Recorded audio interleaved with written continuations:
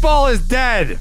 Rest in peace. This should really be like the holiday episode. We're like coming into Christmas this weekend, Fuck right? yeah. Strike up jingle bells. Let's go. Yeah, but it's Or don't. That's it's cool. like a whole week away. Like it's awful timing for if we were gonna do a Christmas special podcast. It's like it's not Christmas yet. Like people still gonna wrap stuff, people still gonna buy stuff, and then people don't even celebrate Christmas. Well, I'm gonna say this: if you're still in the buying wrapping phase, you should probably speed things up a little. You should probably get it going. That's all I'm gonna say. You should probably get it going. You don't want to run into your. You don't want to. I'm on Amazon right now. Public man. Literally looking at Amazon as we're doing the podcast. What are you buying? Joe. What are you buying? I'm assuming whoever you're buying for doesn't listen to the show. Who is it? I gotta buy my brother. I got my parents. Does your brother listen to this podcast? I didn't know you had a brother. They don't listen, but I mean, he doesn't listen. He just doesn't had listen. a baby. I'm supposed to buy a baby a present now. What the fuck? No. You don't have to, Joe. Just throw out a stuff. Go get yourself a Build-A-Bear. That thing is the gift that'll keep on giving for years. Mm-hmm. I'm sure, but the thing, guy got like 12 of those already. I will say this, but not one from Uncle Joe. This is true. this is a free ad for Build-A-Bear. They hire the most passionate people in the world. There. Oh, it's beautiful. They make it work, Jared. They make it work. Yeah. They're the this is spoke in the wheel. They're not even the wheel. They're the spoke in the wheel. If you don't have the spoke in the wheel, that fucker ain't rolling. Yeah, you know what I mean? If you walk around a mall, right, and you go into any other store, you're going to run into your 20-something, your teenage first job type, and they're going to be like, I'm just trying to punch the clock and make some money for gas and beer on the weekend. You go into Build-A-Bear, and it's like these people were built in a lab, scientifically engineered to work at Build-A-Bear. It's fascinating. Every single time. They are the most passionate and dedicated employees to any company on planet Earth. And I love it when you get a vet in there and they're not even like looking at the foam filler thing or the stuffy filler thing when they're sliding the animal. They're like engaged in the child, you know what I mean? Locked in, eye contact. Oh, how old are you and your sister together? Oh, how old are you guys twins? How old are you? And you're just like, this is legendary. Like this is an art right now, and this is a master at work. Like you just sit back and you soak it. You become part of that experience. You really do. I don't know what employees get paid at Build-A-Bear, but it's not enough. Oh. No, and I'm like the first time that I went with my kids, I was like, oh shit, voice box? Yeah, load it up. Do you want two? You want two of those? Heartbeats? Yeah, boom, boom, boom, boom. Give them two. Irregular. It's fine. It's fine. Like give it all. They were overselling, but they weren't. They were really underselling because the passion. I was like, why wouldn't this bear have all of these things? Like, look at this person. They know what this bear needs. Yeah, it's like watching Greg Maddux pitch. It's just like dotting the corners. It looks effortless. You know you're witnessing greatness, an all-time legend. Like Build-A-Bear, they just do it different there. They really do. That's a good point because the heartbeats and the voice boxes are like the front door sinker. You're like, I don't know if I need. Whoops, I need all of that. I had no idea. Yeah. That's all. That's my fault. That's my fault. Anyways, buildabear.com, promo code DEAD.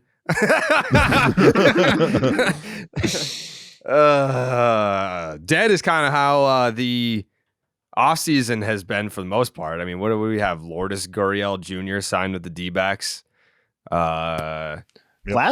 Oh, yeah, the Tyler Glasnow trade. Oh. Yeah, that's the thing about the one podcast a week is like things will happen and it'll get swept under the rug a little bit over the course of the gap in between shows. But Tyler Glasnow was not only traded to the Dodgers, but he was extended big-time money for Zaddy Glasnow, who said it was a childhood dream of his to pitch for the Los Angeles Dodgers. First and foremost, congratulations to him. Maybe we can get him on the podcast. Well, I know that we can. It's just a matter of scheduling and things of that nature. We don't look at this because I saw people being like, oh, they did this trade because they're greasing the skids and they understand that they're not going to be able to sign Yamamoto. there's no correlation there for me. They needed Glasnow and arms. Like if you look at the Tony Gonsolin got clipped, Dustin May's coming back from it, not to start the year. Walker Buehler is coming back from surgery. They basically have like Bobby Miller, Clayton Kershaw is still a free agent. They haven't made a decision there yet. So like what Bobby Miller some have Kershaw retiring. They're basically reconstructing an entire rotation. Yeah. Well, they like outside of the young guy, like that's it. I mean, who do they got? I mean, they currently have roster resource currently has their starting pitching depth chart at Glasnow, Buehler, Miller, Yarbrough, and Emmett Sheehan. I was going to say Yarbrough. So yeah, they've still got moves to make, even with the Glasnow trade. Like they still have, what do you put the percentage odds, Jayhay, at Clayton Kershaw announcing his retirement before opening day? I can't see it. I just can't see it. Like I guess it's going to come down to health in part, but he is specifically, the one quote that stood out to me as it relates to your question was that he didn't want it to go out the way that it went out for him in the DS against the D-backs. And if he's uttering those words out loud, to me, we're already moving in the direction of having that not be the last word from Clayton Kershaw. So I don't know whether it's to me, maybe it's a creative decision where he's not signed by the team or by anyone by opening day. Right. And maybe it's like it's a version of the Roger Clemens thing from back in the day where it's like a half season or something like that, where he's not doing I'm only going to pitch at home. Like, he's not doing that. But like in terms of, or maybe he is, I don't know. But like in terms of when he joins the team and the percentage of the season that he's joining the Dodgers, maybe that's something that they figure out. But to me, I can't see him not pitching on the Dodgers next year, knowing the lineup that they're going to trot out next year, how it went out for him, and just, I feel like he's still a good pitcher when he's on the mound. That's what's really good. Really good. 2.46 ERA last year. Who retires after doing a 2.46? Well, we had this conversation like 2 years ago when I was talking about when they were, the injuries are coming and he's missing extended time. And we were talking, I likened his situation to a Tim Wakefield situation. And I said, Jared, does this dude just every year, if he's not retiring, if every year that he's healthy enough to pitch, it's just known that it's going to be with the Dodgers whenever that's going to be. And whether he signs early with them and is held back and isn't extended and just continues to work and like pitches half a season and they know that he's going to pitch half a season. They're like, you know what? We'll take 17 to 20 starts. And if we can get that from him, outstanding, because we have an idea of what we're going to get in those 17 to 20 starts, if that's the case. So if that's the road that Clayton Kershaw is now traveling down, then ultimately they, being the Dodgers and Clayton Kershaw, have each earned the right and the respect of each other to be able to be in this situation. So I think ultimately the organization's comfortable with bringing Kershaw along to an extent because they know what they're going to get, like I said, and I think he is comfortable enough at this point in time knowing who he is and what he can bring to the table and deploying that as such so he can optimize his presence. Did you combine Clayton and Kershaw and go with Kershaw there? I don't know. Did I? Yeah. If I did, you're welcome. Oh, Klirsch. Yeah, you're fucking welcome. What were you going to say, Joe? I was saying, last year the Dodgers blatantly just tried to save his arm, through the back half of the year. They wouldn't let him throw more than 85 pitches for the last 2 months of the season just to save his arm. Now, and he got into the playoffs and got completely shelled. So I don't know if they're going to reverse that strategy based on one start. I don't know.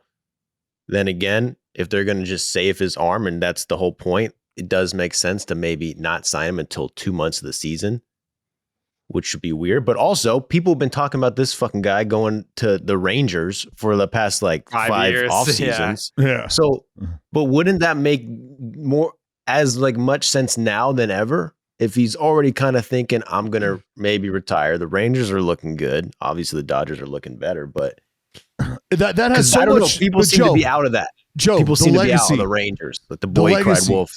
We've been through this. The legacy though, because now you got to think like you have the opportunity right now to start and finish in a storied franchise, and you are on the Mount Rushmore of that storied franchise, and there's a lot of people in a long line that could very well be chiseled on that mountain, and it's you.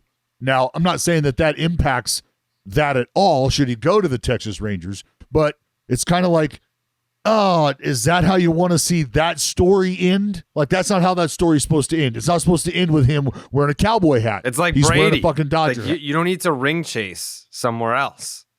Yeah. Well, it I worked out also- for Brady, didn't it? It did work out Hate to for break it to Brady, you. but Brady, Brady could singularly impact a franchise elsewhere, whereas Kershaw would be a nice complementary piece, but he's not single-handedly winning a title in Texas.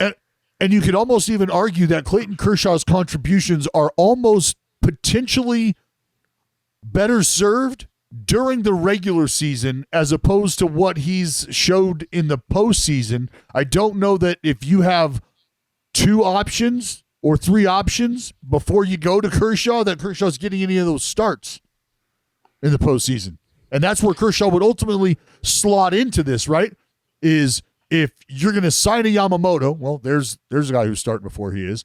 If you've now got Tyler Glasnow, well, there's a guy who's starting before he is. If you've got a healthy Walker Buehler, well, now there's a guy you're starting before he is. If you've got a healthy Miller, well, now there's a guy you're probably starting before he is. So, like, I mean, you've got an entire rotation's worth of arms now that you're probably giving starts in the postseason to before you give one to Clayton Kershaw. I don't know. I mean, No? The fact that But we're isn't that even kinda- mulling isn't it that- over. But isn't that kind of besides the point, though, ultimately, because Kershaw coming back to the Dodgers is about the first stuff that you talked about, like Yes, legacy yes, and yes, the fact Jayhay, that yes. and that the fact that I think it's very unlikely that the Rangers, maybe I'm wrong, I think it's unlikely that they're going to outbid the Dodgers to retain Kershaw's services, because they already have an enormous amount of money committed to pitchers that are now going to be sidelined on the to start the season in Scherzer and DeGrom. Right. How much more do they want to commit to a guy who may not be healthy, or giving them 150 innings like they might need?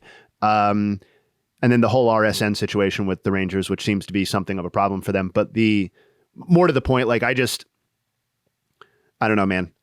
The Dodgers, to me, like they wouldn't be signing him so that he could pitch pivotal games for them in the postseason. That's probably not where it would go. But if he did, I mean, what a decent weapon to have on a 1-year deal, who also happens to be the greatest pitcher post Koufax in franchise history, right? Mm-hmm. Maybe I mean, you're including getting- Koufax. But here's the thing. Do you think that Max Scherzer and Justin Verlander the last 2 seasons have ruined the Clayton Kershaw market? Because signing these old fucks on 1-year deals, no disrespect to the 2 GOATs, didn't work out. They got 3-year deals. Teams, they didn't get 1-year deals. You're right. So just forget I said that. But during that Oh, sorry. 1 year, So it didn't really work out. who So we maybe, talking about? I don't know. Because I don't know. That's the comp. That's I think I don't know is the key comp. takeaway there. Yeah. yeah. That's the comp. Yeah. Do you want to roll the dice on this guy? He had a Oh. 2.46 ERA last year. That's one of the best in the league. But he wasn't pitching a lot of innings. They had to, team back. They're worried Yeah, about but nobody's going to pay him $40 $40 million. No. Clay, No, no, but we've already that's established. Well, like, they would have maybe, but that's what I'm saying. They might have if it wasn't. No. Like Clay, what was the deal that Kershaw was just on? It was like a 1-year, $20 million deal, wasn't it, with the Dodgers? yeah, that, like yeah. no, We've already 20 established where. Was it even something 20? Like that? Yeah, I was going to ask, was it even 20? I mean, you can expect it right now to be right around the qualifying offer, maybe Right. even less, just because you're thinking to yourself, like, I don't know, go back and look at somebody pull up his, baseball reference. What's he giving you the last 3, 4, 5 years? 120, 130, 40 innings max? I don't know that he's hit 140 innings over the last 3 years, 4 years. Yes. It's But- 20 Been 5 plus years. starts, right? 20, no more than 25 starts, I would assume, in any one of these seasons. And so that's it would seem- that's why I said, go ahead, Jay. That's why I said 17 to 20. No, I was just starts. gonna What do you say, think like, you're getting?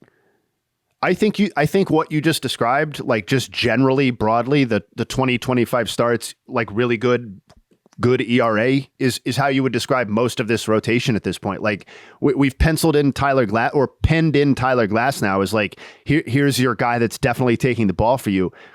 Tyler Glasnow has never once qualified for the ERA title in his entire career. Like, we all love Tyler Glasnow, and we even more love the theory of Tyler Glasnow. But like, every one of these guys is probably a bet for somewhere between 15 and 25 starts, unless they sign a Yamamoto, right? Or unless they get spurned by Yamamoto and then say, hey, we need to soak up some innings and we need to sign a Jordan Montgomery or something like that, which I haven't seen them linked to, but who knows where they would go post.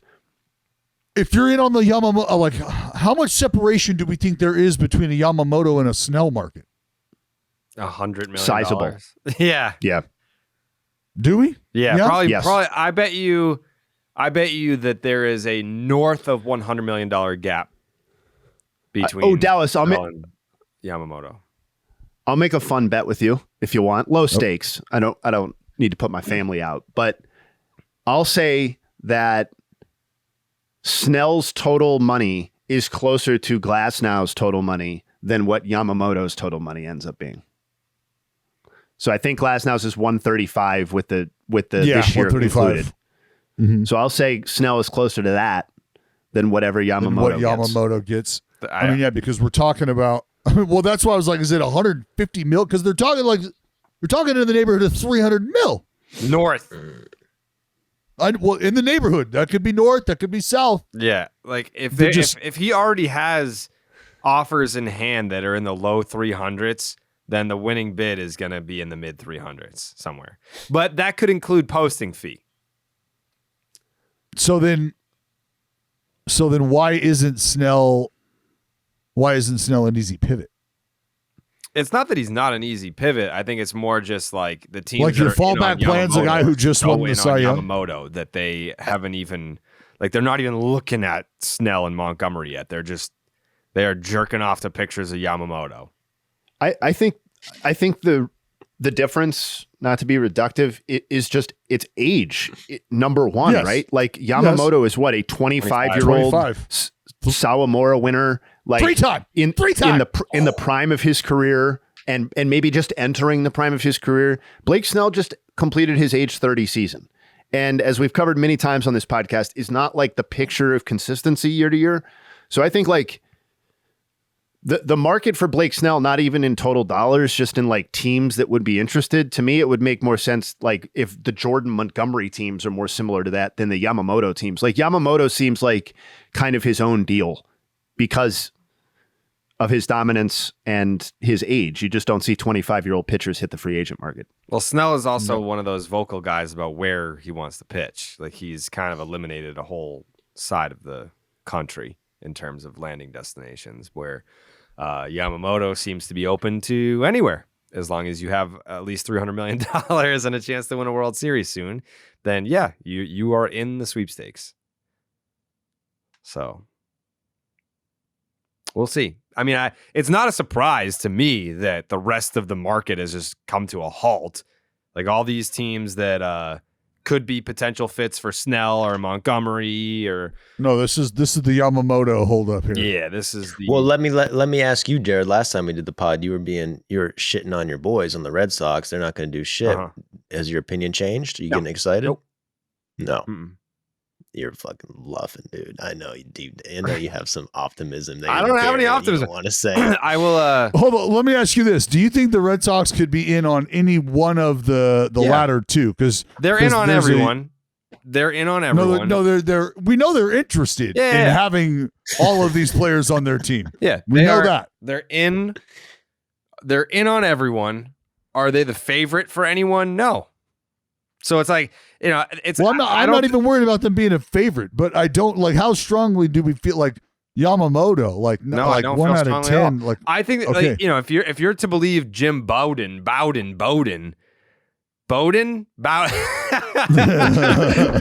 I was just saying if you were to believe thing. Sorry. Yeah.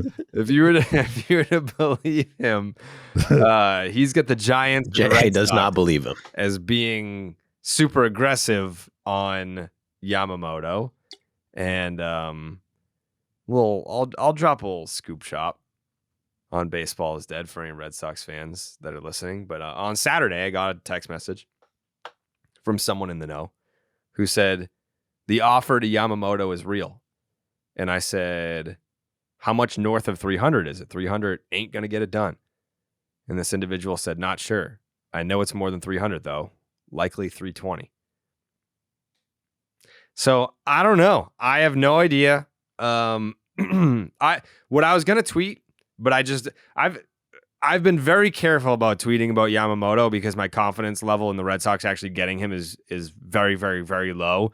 So I don't need, like, after he signs with the Dodgers or the Mets or the Yankees, like, I don't need everyone being like, ha ha, you thought you were going to get him, blah, blah, blah. Like, I don't actually think I'm going to get him. So, like, I'm not giving anyone any opportunity to, like, throw it in my face after, because, like, it would be the shock of the century. Don't be soft. Don't be soft. Don't be soft.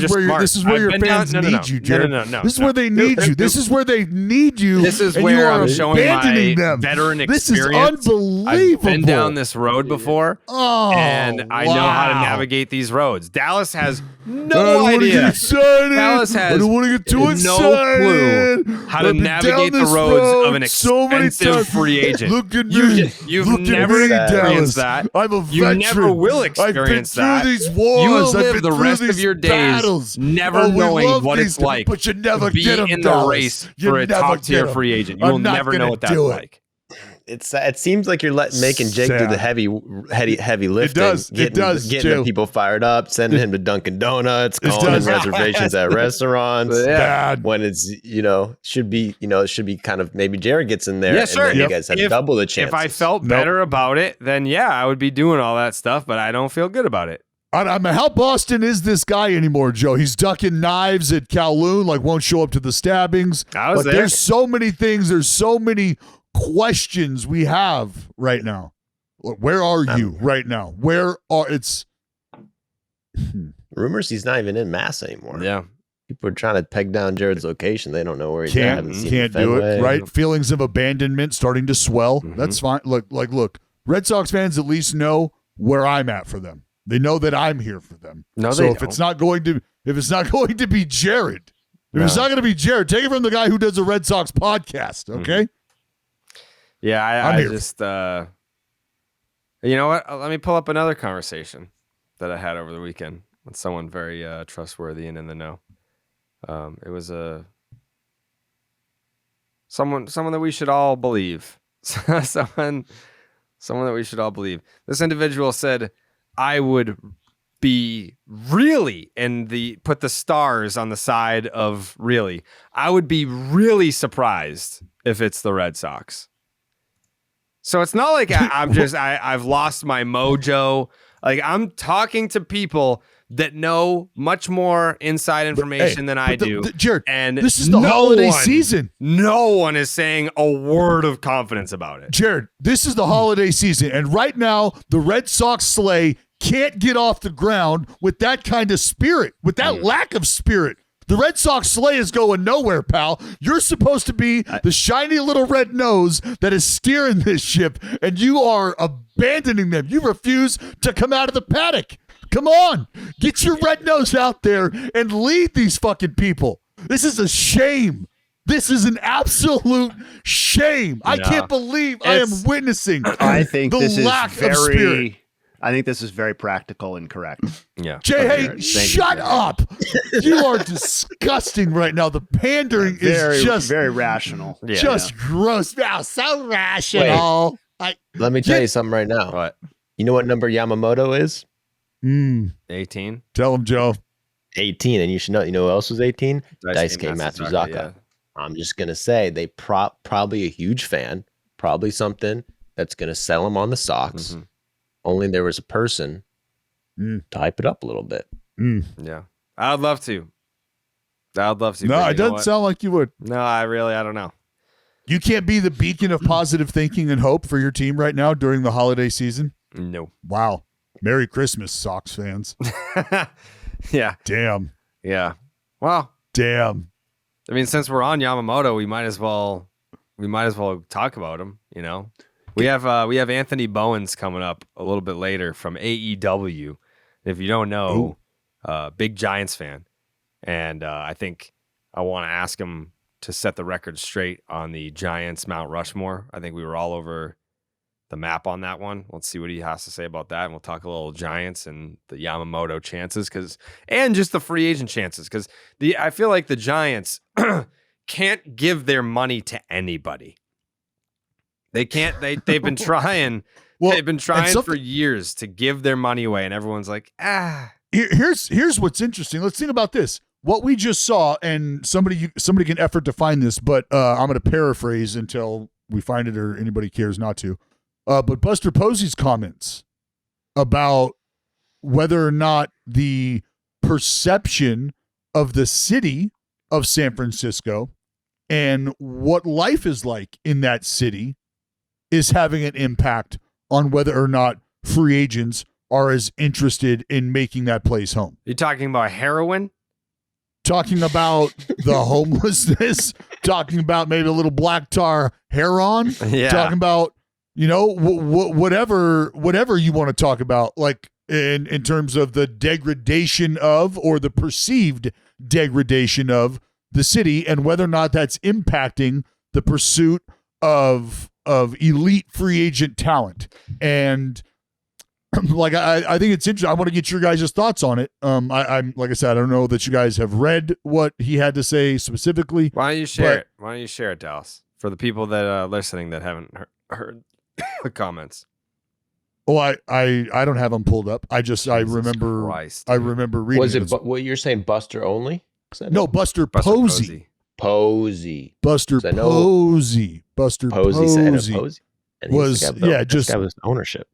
Yeah, like here. I'm sure we can edit out the time. But Ken Rosenthal said the same thing. He said, "Listen, some of these ball players scared to hang out with the poor people." All right. Buster only said that? It was Ken Rosenthal. Oh, Rosenthal? Yep. I mean, is Rosenthal hanging out with the junkies in San Francisco? I don't know. Yeah. I don't know what he's doing in San Francisco. I will say this, though. Every time that I've been to Oakland to visit my friend Dallas Braden and the Oakland A's, I was told, hey, Oakland it's not good over here. You got to stay in a nice city like San Francisco and then commute on over to Oakland. Now it sounds like Oakland's even better than San Francisco. Where am I? If I go to see my beloved Oakland A's before they move to Las Vegas, where am I supposed to stay? Where am I supposed to feel safe, Dallas? You can feel safe. I feel safe in Jack London Square. I feel safe in that neighborhood. I lived in that neighborhood. My family lived in that neighborhood. But I don't know. That's like a local reference. I don't know if that's like, oh, that's like a horrible play. Like, I have no idea.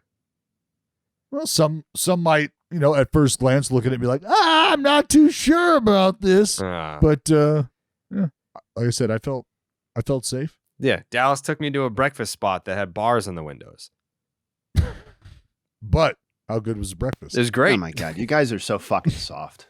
Listen, I'm just asking. Who's talking about you guys? Me? No. Saugus Domingo over here. Listen, I'm asking for a safe place to stay when I go to Oakland. That's all. That's all I want. Anyway, Buster Posey, it was in The Athletic, and I'm struggling to find the article right now. I was looking for it on my computer, but I don't have the app on my computer. Mm-hmm. But the take home is that Buster Posey was addressing whether or not the perception of crime and things like that in the city are impacting that. And he said, yeah, like it could be an issue. And whether it's true or not, he said, is one thing, but perception is reality. And so if that's even something people are talking about, if that's even something guys are weighing, well, then we have to consider that. I think is kind of where he's coming from. Maybe it's time for the Giants to move to Oakland. Yeah. So who have the Giants really lost out on in terms of free agents that they were supposed to have signed? Bryce Harper. Carlos Correa, Aaron Judge. Wait. Carlos Judge. Didn't they agree with Carlos Correa, basically? Yeah, and then you heard about the crime. That didn't seem to have anything to do with the amount of crime in San Francisco. That seemed to have to do with his medical. So in an alternate reality where Carlos Correa doesn't have a broke leg, Leg looked he fine signs last with year, the Jayhay. This is one big. That's fine. cover-up. That's fine. Where he signs with the Giants, we're not talking about this. Period. Because they would then have signed Correa and possibly Lee. So to me, this is I'm not saying that San Francisco doesn't have its own problems like many large cities in America, but one guy tried to sign with them. And in the very next season, they did sign one of the premier free agents in Lee, who I'm sure we'll talk about at some point. Other than that, it's unclear to me to call him a premier free agent. He just got $100 whatever million. That they probably he was probably worth $50 million somewhere else, and they gave him $100 million to come to San Francisco. Stop. It could be true. It could be true. So maybe they backed away from Correa because with the hurt leg, they didn't. He could get mugged, and then Right. if we were in a safer neighborhood, we wouldn't be worried about his leg. Right. But going in and out of the stadium, that could be it. Could be it. Right. So we don't have anything real to say on this topic. Is that the idea? What, San No, the idea that the Giants haven't missed out on people is my point. Jayhay, what? They haven't been particularly good over this stretch. Better How teams do you get better? You signed sign premier free agents. Jayhay, and this is all part of this is all part of why Shohei Ohtani didn't sign there, Jayhay. This is all part of why I said he didn't sign there, is because you're looking at teams who are showing you a track record. No, because they're showing you a track record of their willingness of being to spend unsafe and willingness to spend, willingness to bring guys in. And that is something that Shohei Ohtani is looking at and saying that has impacted your ability to get to the postseason consistently. Okay, there's another so either team, the Giants have been willing to spend and have been spurned, or they haven't been willing to spend, and that's why Shohei Ohtani didn't go with them. We cannot possibly have it both ways. We can't. And didn't he offer that? Didn't he offer that $700 million framework to the Giants? Yes. Wasn't Apparently that reported? the framework was offered. And the Giants accepted. So this idea that he was not going to sign with the Giants ever doesn't seem to be based in reality. If he was to the point of actually seeing if they were willing to engage on the $700 million deferred forever money framework, they were down to one of the final four teams. That's been reported. So the fact that they're not getting spurned because there's crime in San Francisco. They got spurned because a team that's also in California that has dominated the division that the Giants were in also offered the exact same amount of money and have demonstrated an ability to win and host star players over the last decade or whatever. Shohei Ohtani probably doesn't give that much of a fuck about the 2012 World Series at this point. That's in the past. That's a winning culture that's not impacting today right now. And we can say that they've not signed premier free agents, but that ultimately amounts to Ohtani, Bryce Harper, and Garrett Cole. Garrett Cole went to the Yankees. Bryce Harper. Are all Jayhay. They just didn't get them because they didn't get them.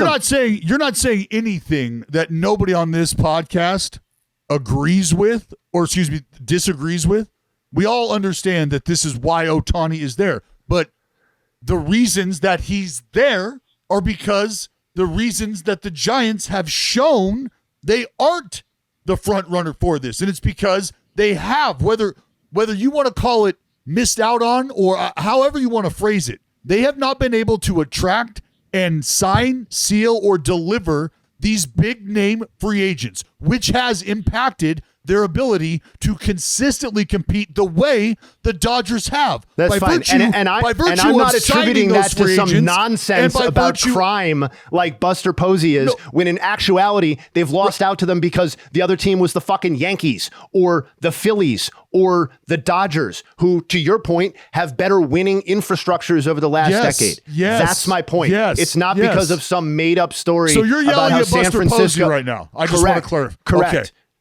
It's not some made-up story about how it's a scary city. It's because the Giants haven't been winning at the same clip as these other clubs and also haven't offered more money. And in the cases where they have offered the most money, like Carlos Correa, they got the free agent until that person got in the door and proved to have a medical situation that they weren't comfortable with. So when they actually offered the most money, they got the free agent, just like almost every situation in big-time free agent history. Hold on, what'd you say? You cut out a little. Did he? No, you didn't cut out for me. No, it's just they've missed out on, or they have signed every time they? No, I'm saying every time they've offered the most money in recent history, they have gotten the player. There are no reports of the Dodgers saying we have offered more money than this other team and were spurned because of X reason or because of this reason. They lost out to the Dodgers because apparently Ohtani offered the same package to 4 different teams. 3 of them wisely said yes, and one of them, run by Artie Moreno, apparently said no thank you. And he looked at the 3 teams that said yes and chose the team that is by far the best of those teams. Absolutely. Los Angeles has problems too, I'm sure. I've been to both of these places. They all have problems. Los Angeles, that you was could my literally whole argument. steal a fucking car and drive away, and as long as no Yeah, one like, what are you died, they're talking like, about? cops don't care about anything in LA. You need to be dying that was or my dead response. to get their attention. That was my response. Yeah, that was my response to the Buster Posey comments was that exists in every major city. Every major city has that blight somewhere in it that Not it's Boston. trying to clean up, trying to hide, however you want to look at it. But that's just reality. Guys, The Garrett difference Cole is- signed with New York, the New York City, and Bryce Harper signed with Philadelphia. These cities all have versions of the same problem. It's different. It's not different like in these Philly, people- though. It's not like these people went to Arlington. there might be crime, but like the people in Philly are willing to commit crimes for Bryce Harper. Like he is protected like a king in his castle. Made man. Yeah, Made like man. at no point is Bryce Harper might be the most recognizable person in the city of Philadelphia, and there might be some sort of crime being committed somewhere, and Bryce Harper could witness it and they would spare his life. There's just no way that no one would touch him there. And he knows that. And it's awesome. I will say there's definitely, I mean, it's not just crime. Also, taxes in California are off the fucking chain. That's always affecting teams. The Giants have not been good. The city, people are like not into San Francisco as much as recently. I'm sure you can look at the stats. They probably don't have as many people going to San Francisco anymore. So it's probably a combination of all these things. But definitely San Francisco doesn't seem to be a premier landing spot for free agents like it probably was 5-10 years ago. All right, Is it because of crime? let's do it. Let's do an Probably not. exercise. Let's do an exercise right now. Let's say all of you are tier 1 free agents right now, and you're The Dodgers. sifting through. You're sifting simple. through offers that range anywhere from, let's say, 300 to 310 million. So it's not a huge gap. You have these offers from the Giants, the Dodgers, the Mets, the Phillies, and the Yankees. What team are you accepting their offer for? Dallas already answered. I would probably go Phillies. Okay. Yeah, I mean, if I am like a millionaire star baseball player and I can make these sorts of decisions, I'm absolutely signing in Philadelphia because I have lots of friends there and I'm very comfortable in that city and town. So I would love to play there. That would be great. That would be great. Okay. I don't have a lot of interest in uprooting my family across, to Los Angeles, for example, or San Francisco. Mm-hmm. So no one even considered the Giants.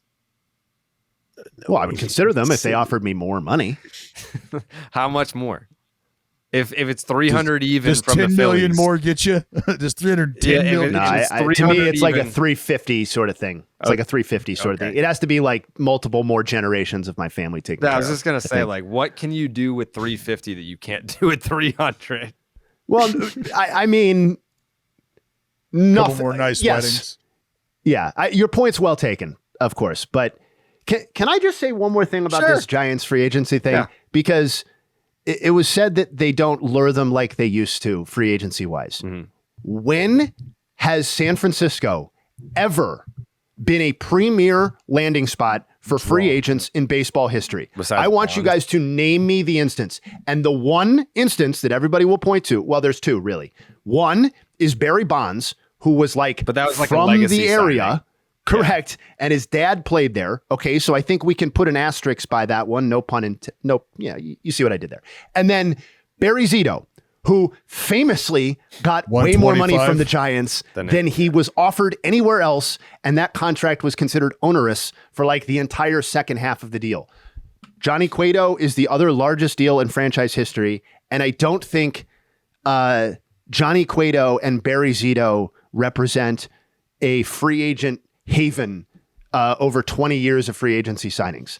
So I just like this idea that they're not what they used to be. That's true only in a winning sense. That previous title was homegrown. We all know that. We all talk about that. And their free agency signings, such as they were complementary, low budget, generally, pieces to surround those guys. Often the most impactful being guys they got like off fucking waivers or something in August of that season. So Freddie Sanchez. Pat Burrell. yeah, Pat Burrell. Yeah, like so that's I'm done on the Giant stuff, but Edgar they've never Renteria? been that destination. Yeah, Renteria. Yeah, But they also Renteria- didn't try back then. Wasn't Renteria the They were- fucking World Series MVP in 2010? He was. I think he was too. Yeah. Yes. Mm-hmm. So, I mean, Edgar Renteria at one point was a premier free agent signing for the Boston Red Sox. And then I believe he made 30 errors in his first year and was promptly traded to Detroit. That will not get it done. Yeah, that's not what you want. That's one of those that you thought was just a home run signing and was just a total epic disaster. Yeah. It's like, all right. No more Nomar. Let's bring in Edgar Renteria. Yeah, that was tough.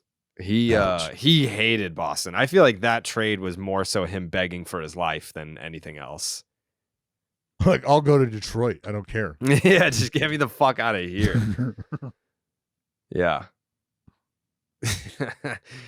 Good times. If you know me, then you know that all I want for the holidays this year is some NBA action. This week, new customers can score $150 instantly in bonus bets for betting just $5. An instant dub just for you. A lot of good games out there tonight. You got the Sixers -9.5 against the Bulls. Pacers +3.5 against the Clippers. Lots of good action out there. Download the DraftKings Sportsbook app now and use code JARED. New customers can get $150 instantly in bonus bets for betting just $5 on basketball. Only on DraftKings Sportsbook with code JARED. The crown is yours. Gambling problem? Call 1-800-GAMBLER or visit www.1800gambler.net. In New York, call 877-8-HOPE-NY or text HOPE-NY. In Connecticut, help is available for problem gambling. Call 888-789-7777 or visit ccpg.org. Please play responsibly. On behalf of Boot Hill Casino and Resort in Kansas. 21 plus age varies by jurisdiction. Void in Ontario. Bonus bets expire 168 hours after issuance. See dkng.com/basketball for eligibility and deposit restrictions, terms, and responsible gaming resources. But anyways,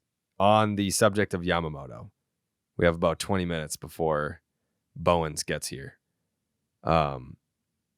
He had a second meeting with the Mets at Steve Cohen's house that lasted 15 minutes.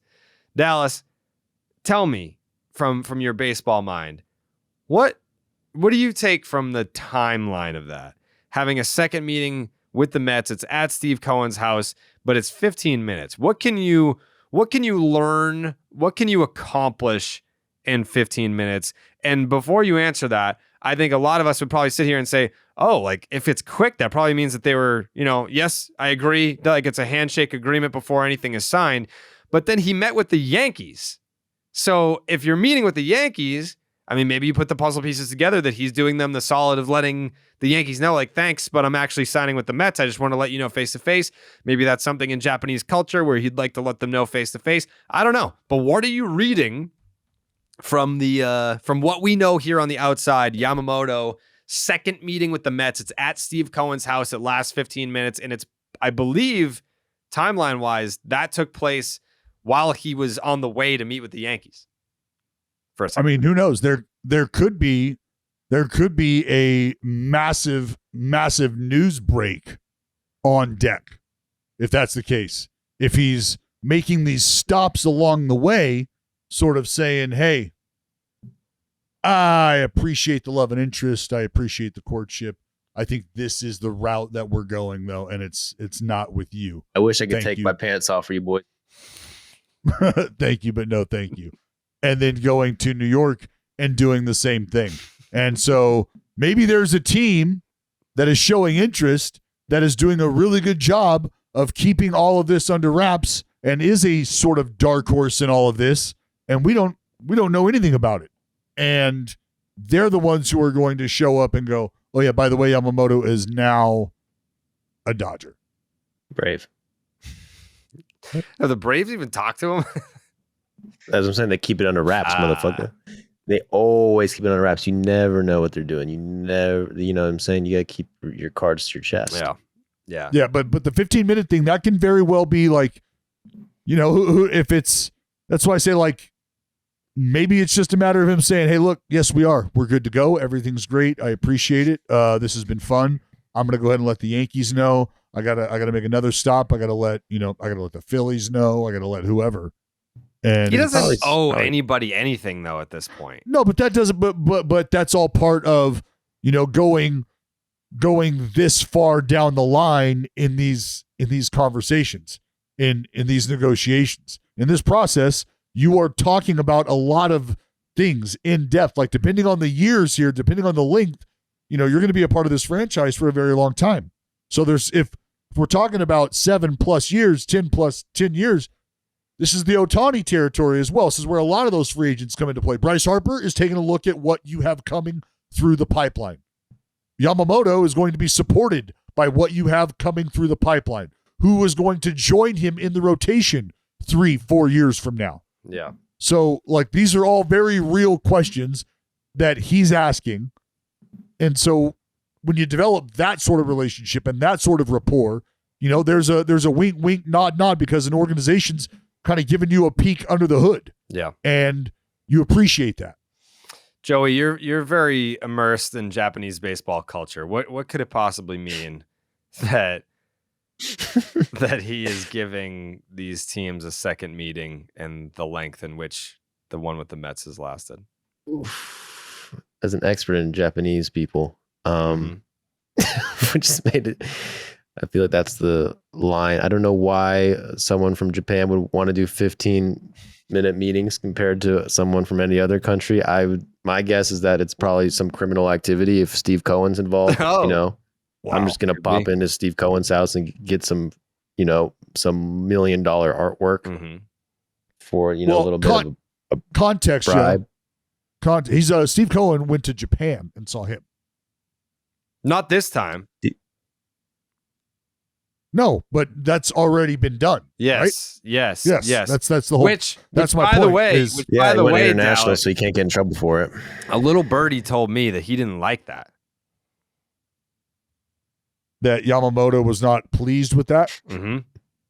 Is that kind of like, First of hey, all, I was in the neighborhood, thought I'd stop by. Yeah, I hate when people fucking show up at my house too. like I'm gonna actually. I heard Lil Birdie I'm gonna told give me my, that the Yamamoto camp wasn't pumped that he was paid a visit in Japan. It was more like, I'll come to you, like I'll meet you when I'm ready, like don't come to me type deal. Yeah, I don't believe that for a second. I don't believe any of this shit.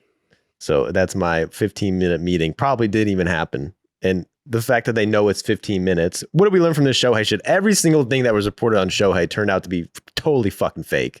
I mean, even the part about him saying he didn't want teams to leak anything, the agent was like, never said that. Everything was fake. So what makes you think, who knows? Oh, who's saying that? I heard it was 15 minutes. It's 15 minutes. Probably wasn't. Probably never happened. I mean, it probably Or that he hated that Steve Cohen went to Japan. Uh-huh. I didn't say hated, but wasn't pumped about it. That just seems like such a weird tidbit to even come out in the first place. Like, I don't buy it. I guess. Yeah, what are you not pleased about? What are you not pleased about? I don't know. And also, do you think Steve Cohen's just flying out to Japan without checking first? Like, I'm going to surprise this guy? Yeah, I don't know. Desperate times call for desperate measures. I mean, like, that was a very embarrassing year for the Mets and Steve Cohen. Well, maybe he doesn't want to have the meeting, and then Steve Cohen shows up and he's like, well, I feel like if you're here, out of respect, I've got to carve out some time for you.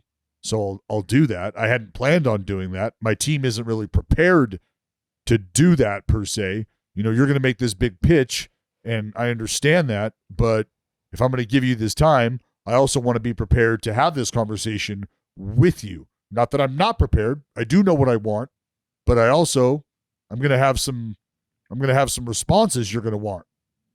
I'm going to have some questions. I had no idea you were even here. I have a take, and I'm afraid to share it. I'm afraid to share it because I know how it's going to be received. I don't trust. I trust you the least in this situation. Trust tree. Come on. I have a take on the Yamamoto situation, and I'm afraid to share it because I know how it's going to be received, and that is that I only feel this way because I know that, or at least I believe, my team doesn't have a chance to sign Yamamoto. My take is that I have kind of reached Yamamoto fatigue a little bit. Like, hard, just make a fucking decision. Like, with all like the meetings and the rumors and like the, he's here, and he's out on this team, he's meeting with this team, but he's talking to this team, and this team is going to up their, like, I'm a little Yamamoto fatigued. Like, I think I'm ready for the decision to be made. Like, I'm at the point now where any Yamamoto rumors don't excite me. They borderline annoy me because it's like we're still not at the point where we're making decisions. We're doing another round of meetings. Like, come on, like, just fucking. And then I understand it. Like, there will be the baseball fans. They'll be like, it's the most important decision of his life, dude. He can't take the time to make the most important decision of his life, dude. Like, get off his balls, bro. Like, just let him make his decision. And I get it. It's a very important decision. Did you see these guys at the beach? Yeah. I just, I'm a little fatigued. I don't know how you guys feel about it. I think we're past the point of like the rumors being like exciting, and now it's just like, oh my God, another fucking meeting. Like, just decide already. Like, Jesus Christ. How do you guys feel about the Yamamoto sweepstakes as we approach? We're less than a week away from Christmas. But I feel like you can't bitch about not having action in free agency, and then because he's holding everything else up. Like, that's part of it. Where it's like, then, all right, if other that, shoes were dropping elsewhere, then I can wait a little longer on Yamamoto. But I know because you're taking forever on this decision, now we have to wait for everyone else to fucking sign. So if the Red Sox are $150 million apart on a Snell and a Yamamoto, then and that deal is $150 million apart, then why can't they come in and just say, hey, you're now a Boston Red Sox, Blake Snell? Why can't they confidently go and get a Jordan Montgomery who they're trying? But why can't they just go and make that happen right because now? If he's holding it up and they're not in the neighborhood, they're not even in that arena. If you're Jordan Montgomery, you're assuming his body, his brain. Actually, no, it's your brain and his body. Aren't you? And your agent is probably feeling the same way. You don't even need to tell him this because he's a good agent and he knows what he's doing. But a good agent for every other top pitcher on the market is saying, wait for Yamamoto to go, because once he fucking signs, all the teams that were in on him are going to be like, fuck, where do we go now? Who do we turn to? Jordan Montgomery, Blake Snell, Lucas Giolito, Jack Flaherty off the market, gone to Detroit. Sure, he's pumped about that. Like, there's just like you've gotta wait out Yamamoto, because there are so many teams that has been their primary focus, if not their entire focus. And if you miss out on him, guess what? Now I was a 6 before. Now I look like an 8.5.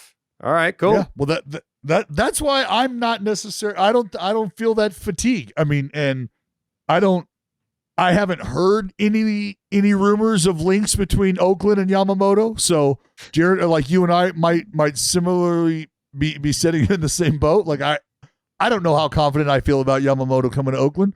So you and I are in a very similar position. Well, he'll be there at least once. I know that. Yeah. But yeah, I'm not tired of it yet because of what you just said, because this drives the market up. So I look at these left-handers who are sitting there going, all right, well, postseason, Cy Young, I'm a champion, and I'm not even being really talked about right now. I know I'm going to be a contingency at this point, but damn, I'm going to be a pretty good fallback plan, and that's going to look really good for me in my camp. That's going to look great for me in my camp. Because Yamamoto, and you got to think, again, not only is the money going to increase potentially for the left-handers, but the landing spot are going to be competitive teams. Jayhay, what's your read on all this Yamamoto stuff going on with the second meetings and taking forever? I think I feel similarly to you, but without the passion behind it, because I don't have a horse in the race or whatever. I've mostly tuned out the is meeting with. I tuned out. I didn't even really get into the $300 million offer stuff because it seemed like kind of obvious, like bait for the other teams that weren't mentioned to like get their offers up or whatever. I'm ready for him to sign. Like, because normally I wouldn't be bothered because I'd be like, well, he's the last big free agent. Like, let's let it play out because then we have all until the beginning of February before spring training. But we have other free agents, to your guys' point about like the market's being held up for some names that are pretty interesting in terms of pod discussions and stuff like that, and Snell and Montgomery and that kind of stuff. So I'm more towards you, where I wouldn't mind him signing in the next week or something like that and getting a move on. This was doesn't he have to? Because the posting? Yeah, January 4th, right? Yeah. Isn't that the date? Yeah. So he's got what, two and a half weeks left? 2 weeks, yeah. Clock's ticking. This was Jim Bowden on MLB Network Radio talking about Yamamoto. I think the 300 million is astronomical to me. When free agency started, I had projected 200 to 210 and was surprised. And then it went to the mid 200s. And then we started hearing it may even go up to 300. And then I heard yesterday that the Giants and Red Sox not only were making a strong late push and were legitimately in this thing, but that the number had gone over 300. But again, 300 might be 255 because of the posting fee. Right. So again, I don't know the exact, I wasn't able to get the exact breakdown. But the one thing also that I heard is that teams are trying to, give more years to get the AAV down for luxury tax. Mm-hmm. So don't be surprised if his deal ends up being 12 or 13 years, even 14 years, which we've never seen for a pitcher, just with the purpose of getting the AAV down for the CBT. Right. So again, I'm hearing that. So don't, if the deal's going to be say 300, instead of being 30 a year for 10, it may be a lot less than that for a lot more years. Okay, so don't be surprised if the deal ends up being 12 or 13, even 14 years is what we're being told, so that teams could get the AAV That is down. absurd. Absurd. But Jake, what did you hear? What did you hear in that stood out to you? What was something that stood out to you in that clip? Just the fact that the Sox offered anyone over 300 is probably a better situation than I thought we would have been in the first place. So let me poo-poo on that for just a second. Why do you think that a reporter is leaking that the Red Sox and the Giants are the most aggressive? It's because he wants the Yankees and the Dodgers to up their offer. How do I get the fucking teams with the money that are actual like premier landing spots right now for free agents? How do I get them to up their offers? Oh, I tell everyone that their fucking direct rivals are the teams that are the most aggressive. Like, we can't be stupid here. Like, the Red Sox are getting played. That's at least how I feel. I mean, if you're reading between the lines here, like, if you're an agent, you're like, okay, the Yankees, they need this guy. They really need him, and they really want him. So do the Dodgers. They're bringing out Shohei. They're bringing out, Kobe Bryant from the Beyond the Grave videos for their fucking recruitment. Like, they mean business. So we've got the Yankees and the Dodgers are probably our top hitters. And I'm surprised that they didn't throw the Phillies in there just to drive up the fucking price from Steve Cohen. Maybe Steve Cohen's already throwing out ridiculous money, so you don't need to up his bid. But I find it very, very peculiar that the Giants and the Red Sox are the two teams that it's leaked are the most aggressive. It's very suspicious to me. That's all. It didn't get me excited. It got me pissed, being like, the Red Sox are absolutely getting played right now to up the offers from the Dodgers and the Yankees. Making a lot of sense, Jared. Hey, why we do what we do. to your point, I mean, they just new report that Bryce Harper just got off of FaceTime with him. Oh, so maybe that's that they're doing that to get the Mets Uh-oh. up there. So maybe it's all sham. Could be. Okay. And you're tired of it? You're tired of it? I'm not tired. I'm just saying, hey, Come on. Dallas, I'm too smart. I'm too smart to be played. You can go play John Henry. You're not going to play me. Not up in here. Not up in here. But someone who is up in here is Anthony Bowens, who I've been trying to get on this podcast for a long fucking time. There he is. What's up, guys? From AEW. We've been having a very passionate Giants discussion today just by chance. It had nothing to I told him that you were coming on. I told him that you were a Giants fan, but it just so happened. So Dallas is from the Bay Area. He's an Oakland guy, but I'm from Stockton. I'm not from the Bay Area. I'm from Stockton. Stockton, whatever. He's passionate about the Bay Area, but we were talking about why free agents don't seem to choose San Francisco. Why do you think that is? Why, what would be your pitch to have someone choose the Giants? Well, we're the best franchise ever, of course.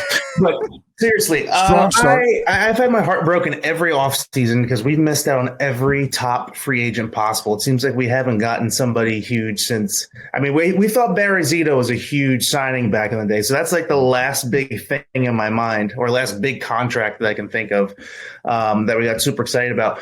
But I don't know why people got so angry at Buster the other day, because of course every city has its issues. But, even when we had our pay-per-view revolution in San Francisco, we were staying downtown. It was a very different looking city than it was when I came there as a child. And maybe not for the players, but I agree with the players' families who aren't from San Francisco, who don't have the opportunity to kind of live there and know that that's not the entire city. If you fly in and just see that, I can kind of understand. It's the same thing with New Jersey. Like, I'm from New Jersey. I was born and raised there. I think it's beautiful, but people are like, ugh, you're from New Jersey? But that's because when they fly into Newark, all they see is the ports. They see, the rundown parts of the city, and that can turn people off from going. I don't think that's the main reason why. But I think that could play into it. Yeah, it's so it's also the area around the ballpark too. Because I remember, I have very limited memory of actually being in San Francisco, but I remember walking around the ballpark and there's just needles in the street. And I'm like, how, if you're a visiting player, you're not, say you're Shohei Ohtani, for example, you're seeing San Francisco, you're probably staying nearby, and then you're going to the ballpark, and that's mostly your experience of San Francisco, and that's what you see. And they were a finalist, and I'm not saying that the city itself was a deterrent. I'm sure Shohei all along wanted to go to the Dodgers, but did you think? Because I'm experiencing what your experience was with Shohei. Now I'm in the Yamamoto sweepstakes, but I don't think that I'm actually in it. Did you actually think that the Giants had any chance for Shohei? No, but I tried to for a second. I tried to believe wholeheartedly that we would get this guy. But again, going off of every offseason, we usually just come this close to somebody and miss. So I was not getting my hopes up until I saw a press conference and then the physical was done. Because we went through this with Correa last year where, signed and sealed, and the next thing you know, he doesn't pass the physical and then he's gone. Which I like Carlos, but I'm not a fan of these huge franchise contracts, 10 or 11 years and paying people, $30 million a year when they're turning 40 years old. I just think it's a bit crazy. Mm-hmm. What does it do for you now, though, that you're going to see Shohei Ohtani 13 times a year? You're going to get to see Shohei Ohtani 13 times a year, at least. And it's in Dodger blue. Well, obviously it's depressing, but I think he's probably a sweet guy, and he was obviously one of the best players ever in baseball. But now I want to see people take him deep, really, really far into McCovey Cove. Screw him. Screw you, Shohei Ohtani. Yeah, he was. It just felt to me like I felt stupid for considering any other team. When he ended up like all the rumors about him going to Toronto and the Blue Jays and the flights and all this. Like it was a distraction because I think it was like he was such a heavy favorite to go to the Dodgers all along that if I were a Giants fan, I don't think I would have gotten the impression that he was ever coming to my team. But now with the Yamamoto sweepstakes, are the Giants even like, did they even get a meeting? Are they even, that's what that, like when they missed on Aaron Judge, like they just pivoted and they're like, all right, like we'll give our money to someone else. Like, don't you think that if they miss and they were a finalist for Shohei Ohtani, that they would pivot to Yamamoto? Like, why do you think that they're not even like linked really? I could have read a false report because, you know, you see so much crap on Twitter, but I thought that they requested another meeting with him and had a pretty big offer on the table. I don't know if that's true or not. I hope it is because, you know, I would love to. So you're in the same boat as me. We just played the clip. Jim Bowden said, oh, the Red Sox and the Giants made two like they're the most aggressive teams for Yamamoto. And then I just went on a rant about how like that's very suspicious to me because who are their rivals? The Yankees and the Dodgers, which I think, you know, if you look at the writing on the wall, it's the Mets, it's the Yankees and the Dodgers. Like those are the top players for Yamamoto. Like you and I are getting played right now. I think he's going to New York. That's my prediction. Which one? The Yankees, not the Mets. Who's going to the Mets? Come on. Who's going to the Mets? Who's going to the Mets? Not me. Yeah. I think you've been fooled enough seeing with that team. Yeah, no. I mentioned to you that it was, what, 2 episodes ago? When did we do the Giants Mount Rushmore, Jayhay? 2 episodes ago. Yeah, 2 weeks ago. 2 weeks ago. We did the Giants Mount Rushmore, and there was some, as there always is when we do the Mount Rushmore, there was some controversy. There was some debate over the fourth one. Did you have a Giants Mount Rushmore that you came with? I think I do. Okay. Number one, no matter what, all the time, my favorite player, Barry Bonds. Barry Bonds, number 1. Number 2, Willie Mays. Willie Mays, number 2. Number 3, Willie McCovey. Willie McCovey makes the cut. So you are the first person to go Willie McCovey. No, so I think 121 home runs. How could you not? I know. Put him on the list. I know. Well, there's a lot of like old timey Giants that I think, like, if you were to look at it from like, all right, the entire existence of the Giants franchise, not just the San Francisco franchise, then you can make the case for certain guys. But no, not saying Willie McCovey doesn't belong. He certainly belongs. And number 4, it could go a ton of different ways, but I settled on Buster Posey. I also had Buster Posey as my number 4. Like, I feel like if 3. Oh, I didn't mean to cut you off. Go ahead. No, go ahead. Oh, he brought 3, World Series titles to San Francisco, Rookie of the Year, MVP. Hey, how could you not go? I mean, I know you got Marichal and you got Cepeda and you got all these other dudes, but I never really saw them play. So I guess that would help my argument if I had seen a little footage of them. I don't really see much footage of Marichal or Cepeda. It's mostly just Mays and McCovey all the time. Mm-hmm. But I think Buster has to be on there at this point. That was my logic behind it. Was how do you not have, like, yes, there are other Hall of Famers that are Giants legends, and Buster will be a Hall of Famer. I think he's a first ballot guy, but how do you not have that era of the 3 World Series titles represented on the Mount Rushmore? So that's why I went Buster, even though like the debate was that we had from that is that when you think of those World Series titles, do you think of Buster Posey or do you think of Madison Bumgarner? And that's where you kind of run into a problem is, you know, Madison Bumgarner, maybe not necessarily a Mount Rushmore guy, but when you think of those World Series titles, who do you think of the most? Who do you think of the most when you think of those World Series titles? I mean, I think of everybody. I mean, I love all those teams so much. I think of the whole team. I think of Timmy and Kane and the whole pitching staff that, you know, dominated back in 2010. And then you got Belt, you got Crawford, who all can, well, maybe not Belt, but Crawford can make cases like he's a franchise giant. Mm-hmm.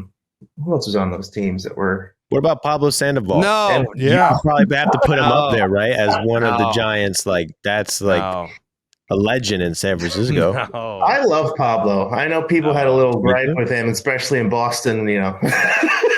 But I loved watching Pablo play. He was so crazy and swinging at everything and just had massive power. He was like the first guy that brought like upper 20s, low 30 home runs back to the team since Barry left.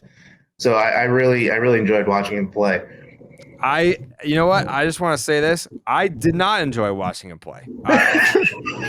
I hated watching him play. And if there were ever some sort of charity boxing tournament, I would fight him. I've said this for 5 years. I've only got I don't know. I've probably got 5-ish more years left of being in prime physical condition to beat the shit out of Pablo Sandoval. So he has.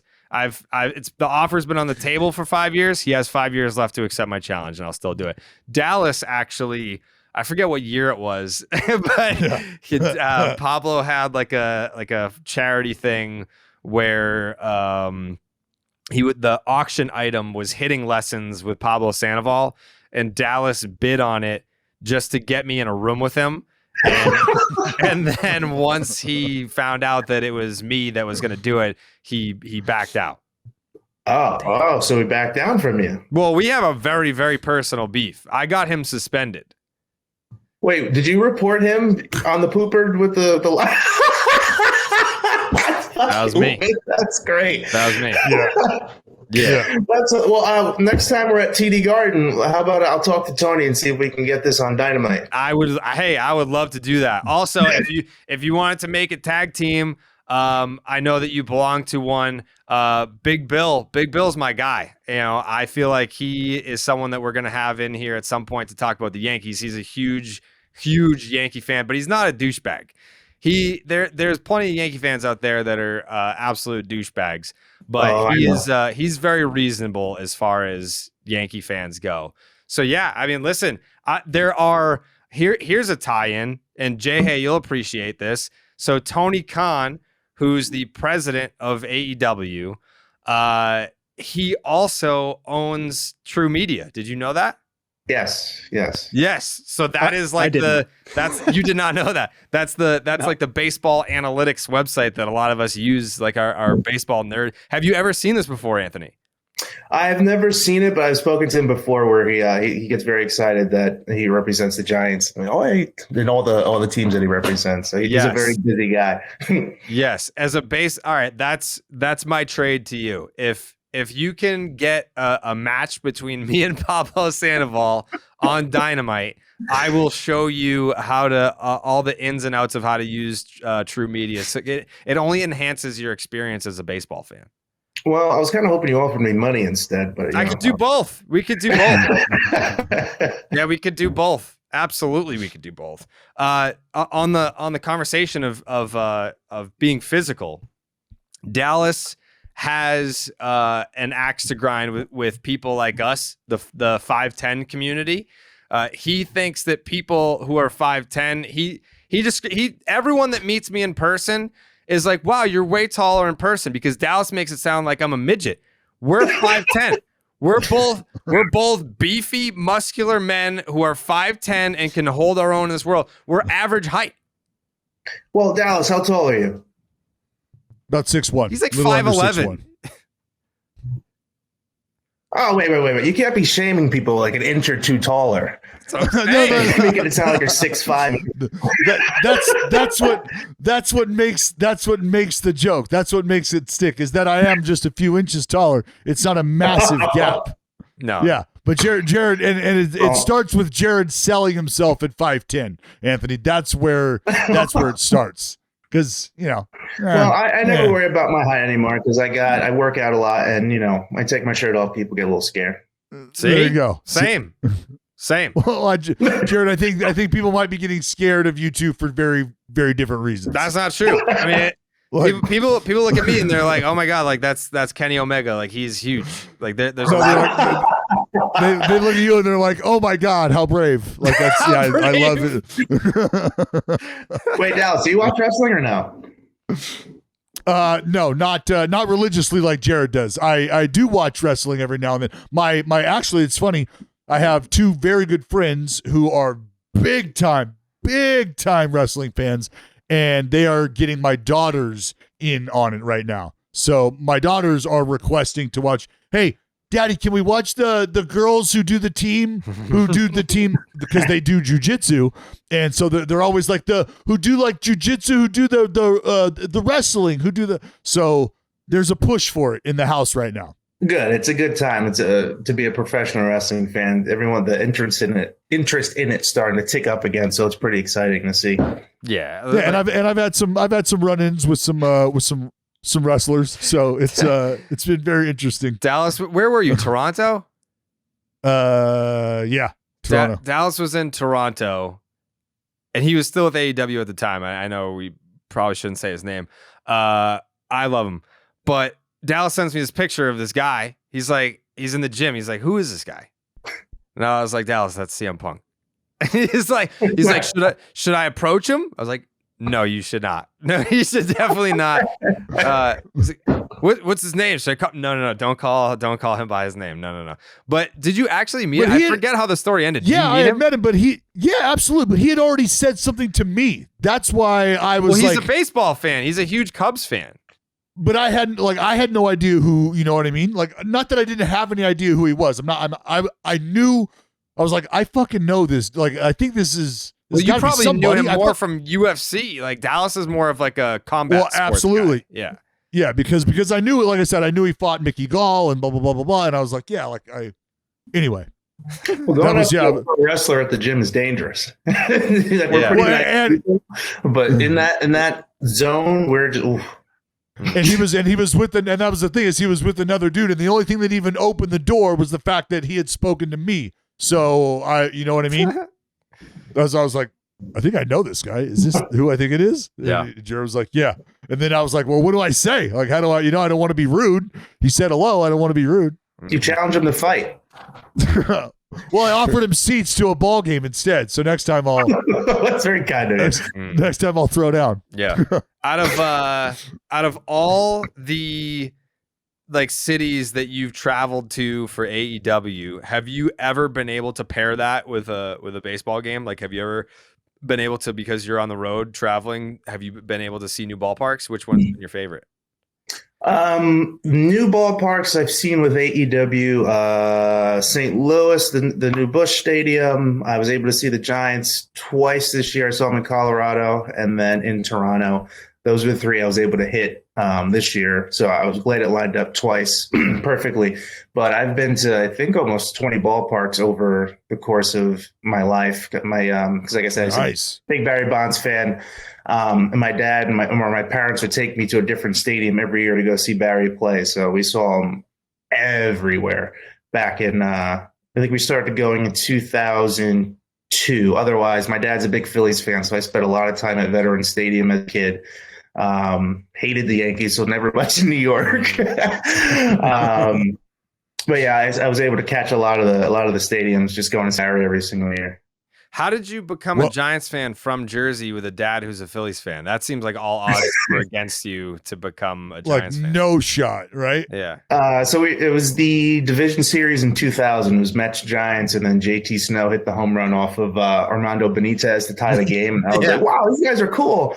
And then Barry went off next year and hit the 73. And ever since, I was just obsessed. Like, if the game was on, I was watching it.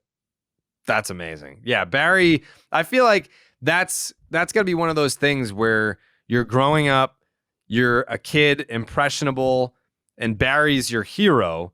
And then all of a sudden you're looking at the rest of the world and you're being like, why doesn't everyone love the guy that I love so much? Why is everyone being mean to my hero? And me. Yeah. Do you still to this day get defensive over Barry Bonds?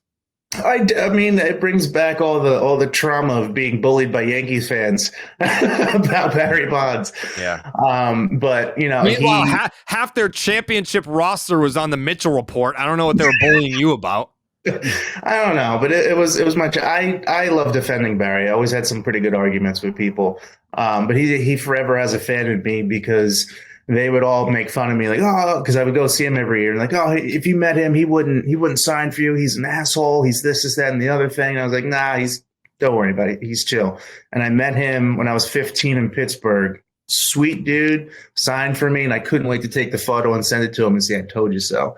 So he had a fan of me ever since he signed for me, and he proved everybody else wrong. Proved me right. Best ever of all time. He is. He's the GOAT. He's the GOAT. Last one from me. I know you want to go back to bed. I'm sorry for waking you up. He's on the West Coast, so it's early. Dallas is on the West Coast too, but and it's my birthday. Oh, happy birthday! Oh shit! Happy birthday! Happy Thank birthday! you. I didn't realize that. Happy birthday! You're the first people I've spoken to this morning. That's amazing. I hope someone texted you at midnight at least to say happy birthday. Did we get midnight texts? No, but I got a lot of morning texts that I have to catch up on and/or ignore, depending on the person. There you go. Happy birthday. Love the transparency. I'm an honest guy, dude. Yeah. Do you have a favorite fan moment, like a favorite game that you went to, or something like an interaction that you had as a kid, or something like that? Favorite fan memory? It would have to be either when Barry signed for me, because I was just in total shock, because I never was starstruck with anybody really in my life other than Barry. So probably either that moment or when the Giants won the World Series in 2010. I was decked out in my Giants gear, sitting in my room after almost getting beat up in Philadelphia in the playoffs. The game where Cody Ross hit the 2 home runs off a Holiday. And I was the only Giants fan in attendance, and Phillies fans were not happy. But I just remember the final pitch with Nelson Cruz striking out and just jumping up, screaming, and my dad turning behind me, happy to see me that I finally won a World Series, because he was at the 1980 World Series when the Phillies won. So he wanted me to experience that same thing, and just turning around and give him a big hug. And it's a big father-son moment that lives in my head. Is that an odd dynamic when you have a different favorite team than your dad? So like you win a World Series in 10, 12, and 14, and he has to congratulate you. But then when the Phillies win in 08, you have to congratulate him. Is that odd? No, I think I guess if I have a secondary team, I support the Phillies unless it's against the Giants. So, yeah. I was cheering along right with them when they won in 08. That is, I guess I had never really thought about that, where you can't have that father-son embrace over a World Series. It's just, this is my team and you have your team. That's odd. As long as he's happy, that makes me happy. Yeah, there you go. Anthony Bowens, thank you so much. Happy birthday again. Thank you for taking the time. Tell folks at home where they can watch you on TV. Thank you, gentlemen. Everyone listening, watching, check us out every Wednesday night, All Elite Wrestling, AEW Dynamite, which is live at 8 p.m. East Coast time on TBS. And then check us out Saturday nights, TNT, AEW Collision, 8 p.m. And you can find me, Twitter, and Instagram at Bowens_official for a lot of fun wrestling content, a lot of scissoring action. Yes. And the next time you're in Boston, I have to come back out to that show. Absolutely. Just let me know. Yeah, I will do. And Anthony, I don't have a question. I just want to let you know, man, if you've got 20 ballparks under your belt, you need to lock in on the Oakland A's baseball schedule for no other reason other than let's get you to all 30. So if the A's happen to be in a city that you find yourself in, tickets on me. We'll get you down on the field, watch some batting practice. We'll make sure you have a good time at the rest of the ballparks you need to knock off your list. I will take you up on that offer. I appreciate it. Please do. Please do. Awesome. Thank you, guys. Thank you.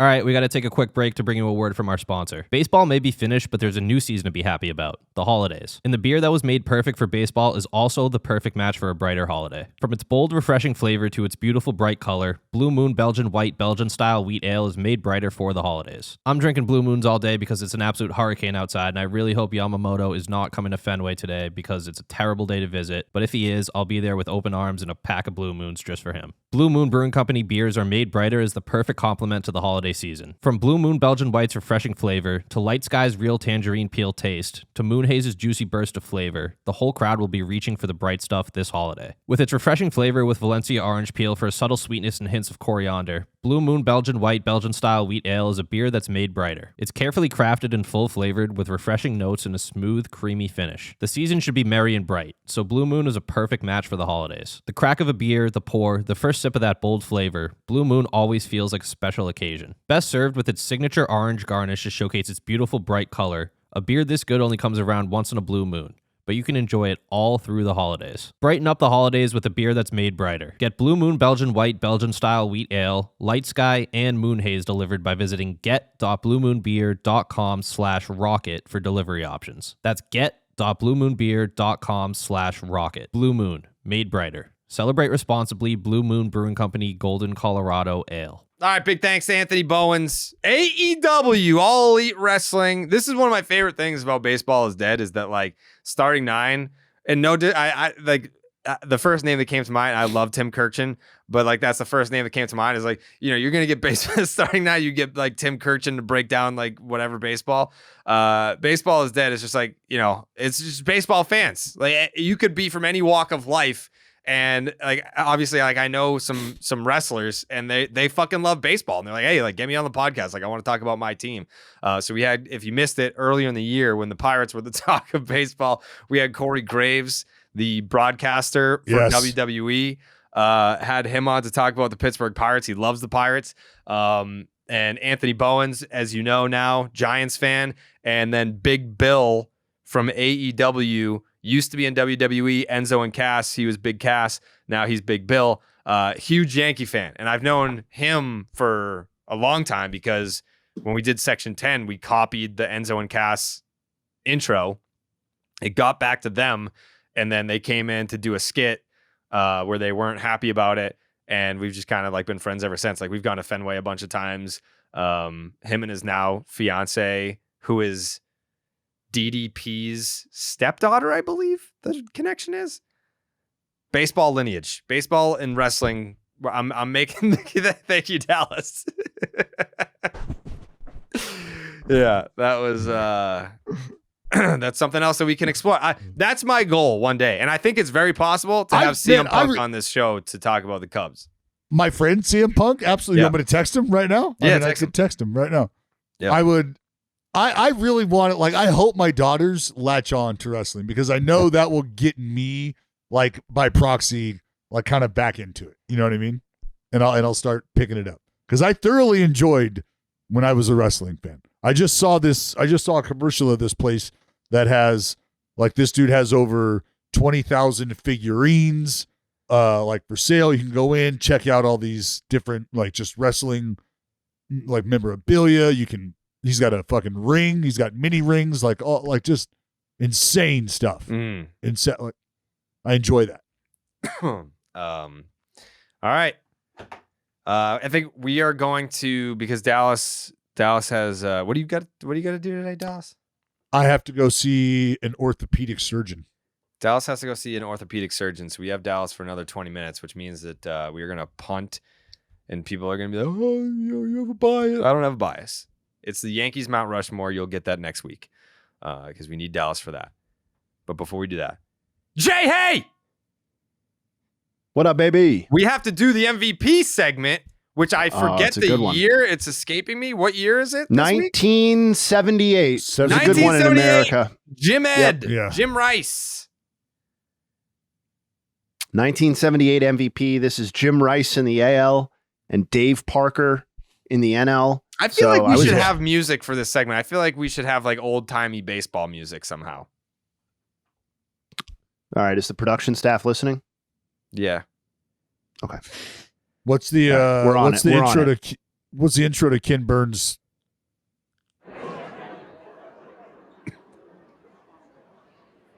Just some natural baseball sound in the background. All right, go ahead, Jay. There we go. 1978. What a great year in baseball it was.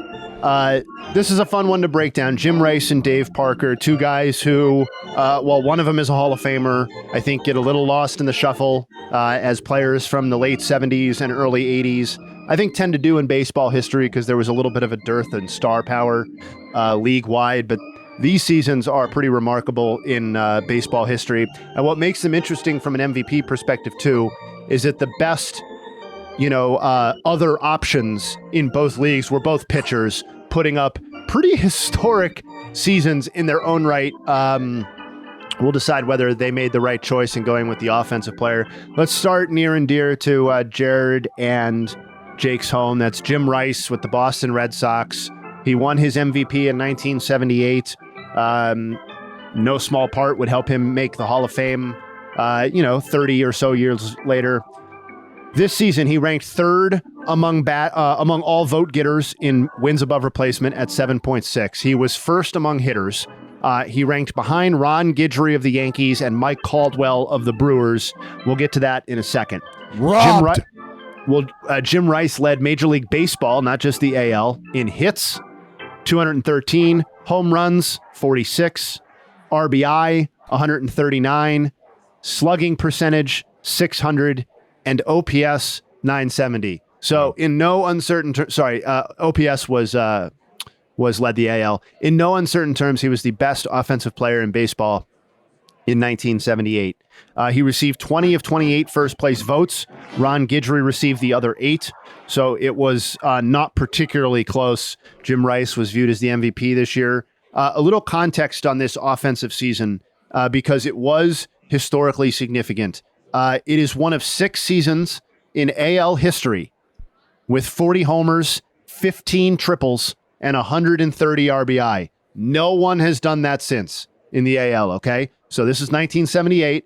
The only people to have done it are basically like the Ruth and Gehrigs of the AL. He had 406 total bases. 406 total bases.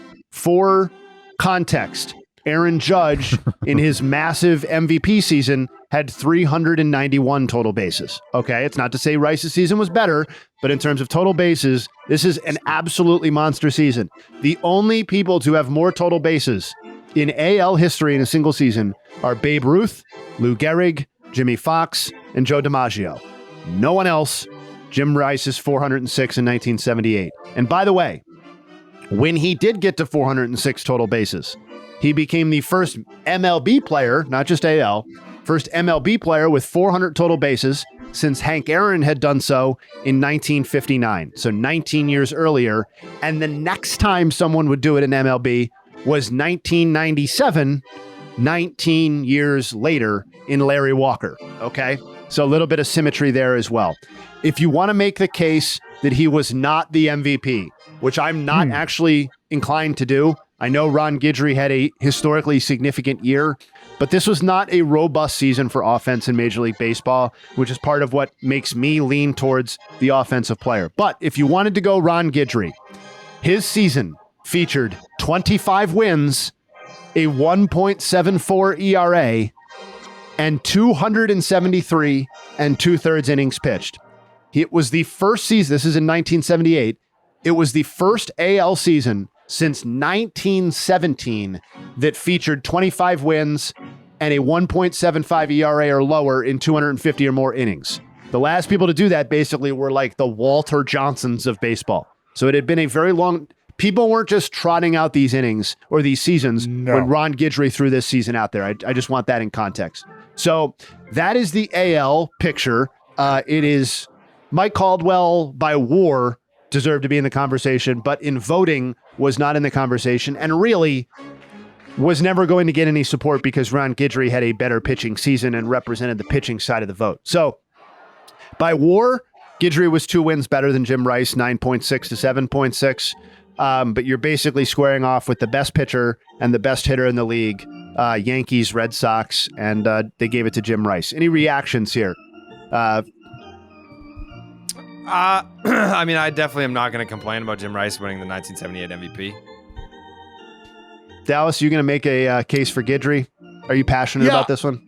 I'm not extremely passionate about it simply because of the context of the offensive season that Jim Rice had with the other seasons surrounding it, or the lack of. So it was a standout season. It was a very significant season. I think the total base context is something to consider as well.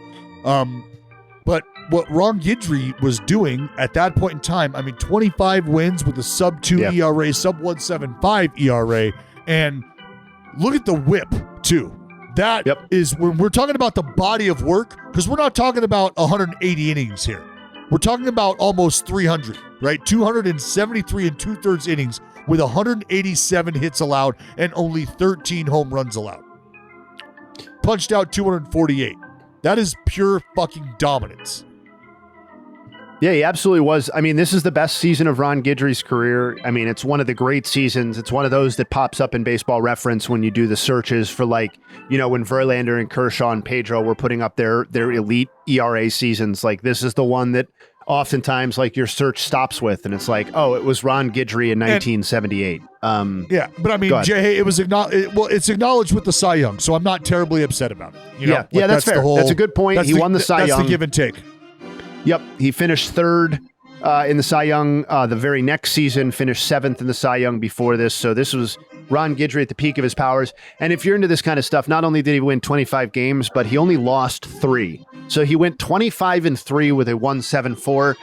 Everybody who's listened to this podcast or previous podcasts know I'm not a big wins guy, but 25-3 looks pretty cool at the end of the day on your Baseball Reference page.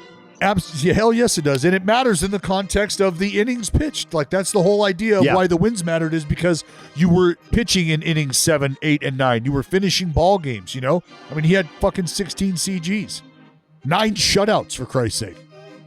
Yeah. So that is the 1978 AL MVP, which takes us over to the NL side, where it was kind of a similar situation, if I'm being honest, where you had the consensus best offensive player against a guy who put up some pretty spectacular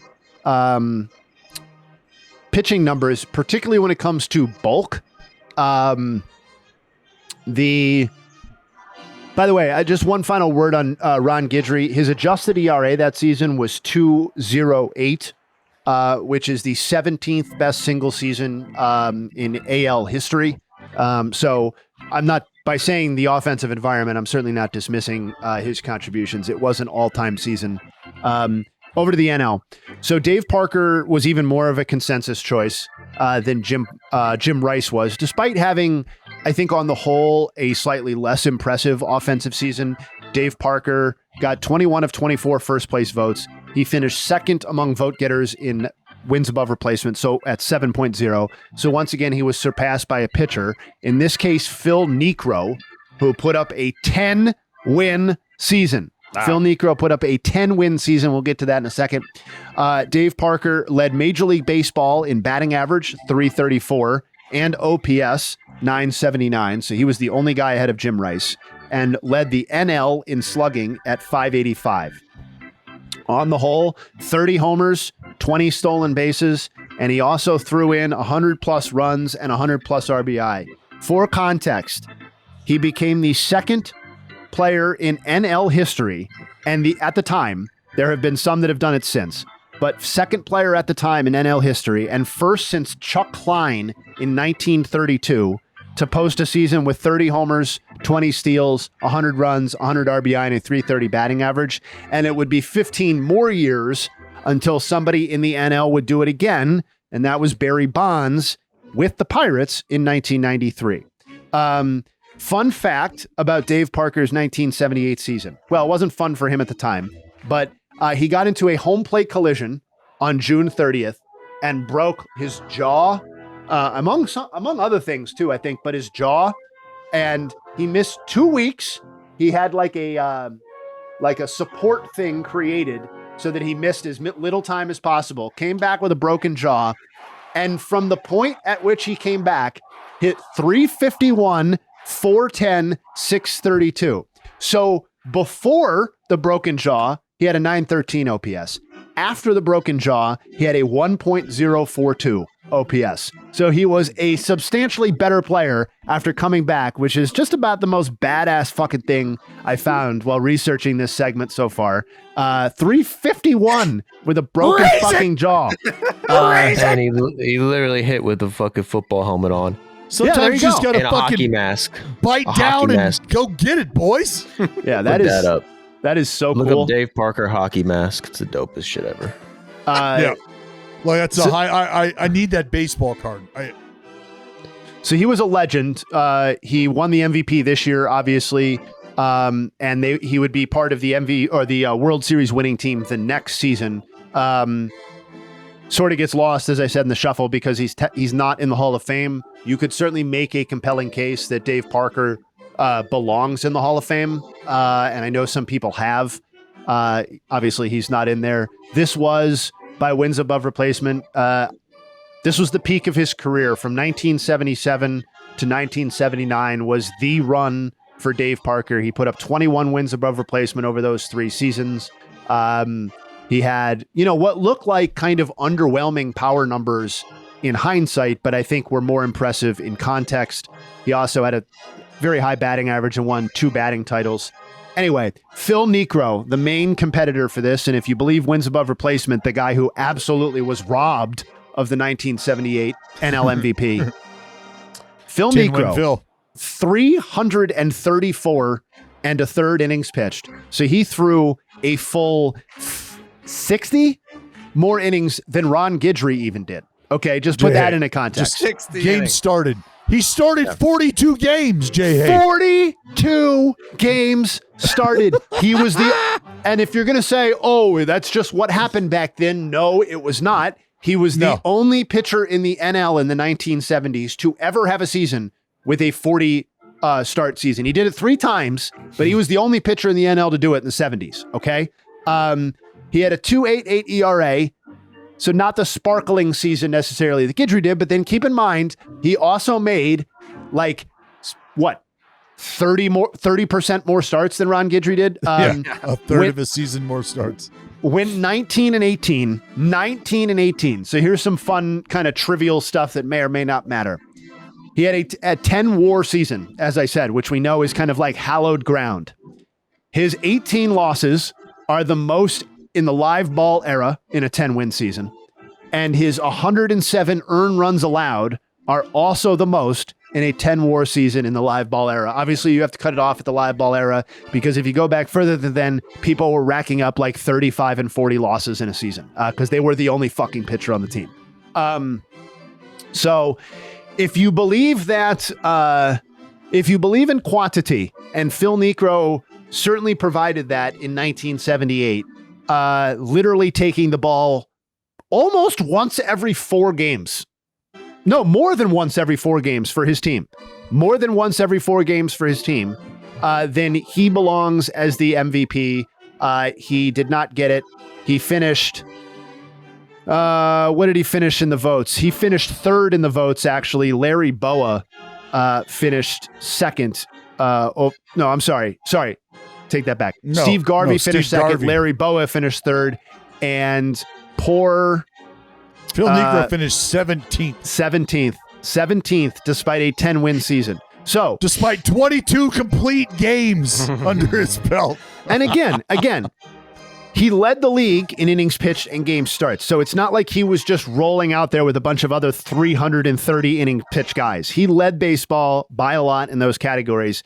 They were just disinclined to give a pitcher, particularly one with a 19 and 18 record, I think, and a 2.88 ERA, the benefit of the doubt that season. Phil Niekro never won an MVP, so it's this was arguably his best shot. But that's what it looks like. Also, I think it's important to note final points on the MVP thing is that he was playing for an Atlanta Braves team that went 69 and 93, 26 games out of what there were only the East and West divisions in the NL at that time. They finished dead last in the West. So very admirable season for Phil Niekro, but I think it was asking a lot of the voters to award the MVP to a pitcher on a last place team. Yeah, Final that's point. tough. Thank you. Yeah. That's tough. Gaylord Perry was the NL Cy Young Award winner that year, going 21-6. Phil Niekro had almost 100 more innings than him. And, I mean, we don't need to dive into that. But No, but that's a great point. Phil Niekro finished 6th in the Cy Young. in the Cy Young, Jayhay, and put it like this, he had 5 more wins above replacement than anybody that received Cy Young votes. Vita Blue was the next closest in WAR, who finished 3rd with 5.8. Hold on. Dallas, I'm so glad you said this. Let's read the wins above replacement of all the other people who received Cy Young votes that season in the NL. 5.8, 5.1, 4.3, 4.1, 3.4, 3.4, 2.5, 1.8, and 1.4. What the fuck is a dude who got Tommy John received Cy Young votes in a 1.4 WAR season. Got about as much credit as Phil Niekro did in a 10-win season. That's crazy, baby. That's Cy Young voting. That's a future segment, future offseason. Yeah, but my goodness. I was gonna say maybe we need to. We'll get to the Cy Young eventually. Cy Youngs, yeah. Oh yeah, that's a couple contracts from now. Yeah, your camera went out. I thought you just like blacked out from like all these fucking crazy stats, cool. Right? Yeah. Just fucking Hey, old guy and he overload. was 39 years old. and he was 39. Just throwing up Elton John, just fucking tiny dancing all over the place. Oh yeah, for people who might not have baseball history memorized, Phil Niekro also a knuckleballer. Yes. Yeah. Yes. Yeah, that's why during the entire noting. time I'm doing this, that's what that meant, people, is he's throwing a fucking knuckleball. That's how you make 42 fucking starts in a season and throw That's right. That's how 22 you pitch. complete games. That's how you pitch every 3 days, Jayhay. A knuckleballer is kind of like a fast pitch pitcher. Like, no, I'm good. I'm good. This is start 4 of today, but I'm fine. So that's a 1978 MVP. I hope everybody enjoyed. Crazy. Thank you, Jayhay. Yep. Next week, you will be I'm breaking excited. Love down the MVP race. That's another more recent one from 2011. Oh, good. See, we're bouncing all over the place. Okay. 2011. Oh, this is fun. Oh, good. Good. See, I love all of these. All right. So in the AL, that's Justin Verlander's MVP season. Okay. This is very interesting because it's an absolute dogfight at the top. You can make cases for lots of people. We'll see whether one of them should have won over Justin Verlander. And then in the NL, you have what's become like a semi-famous hindsight analysis MVP vote, which is Ryan Braun against Matt Kemp. Where they accounted for almost all. Matt Kemp. Oh. Okay. Yeah, That's Matt Kemp that had some one. thoughts on this too, actually. I believe a couple other standout seasons. It was a great year from Prince Fielder, Justin Upton, and Albert Pujols as well. But yeah, that was the Ryan Braun, Matt Kemp thing. So we will relitigate that with everything we know now. That should be fun. That's going to be juicy. It's been a few weeks since I've dumped all over Ryan Braun. Yeah. The Ryan Braun slander from Jayhay. Dallas, you got to get the fuck out of here. We're just gonna give our closing thoughts anyway. What do you got? Okay. Oh, nothing. Welcome to the pirate ship. Give it a Lesty, Marco Gonzalez, and one Thundering Herd's own Rowdy Tellez, along the spirit of celebrating Dave Parker's 1978 MVP season. Come on, Rowdy. Come on, Marco. Raise your sails and let's get ready to set sail. Yeah, just excited we got some ball players. That's all. That's pretty much it. Got anything else to say? No, that's it.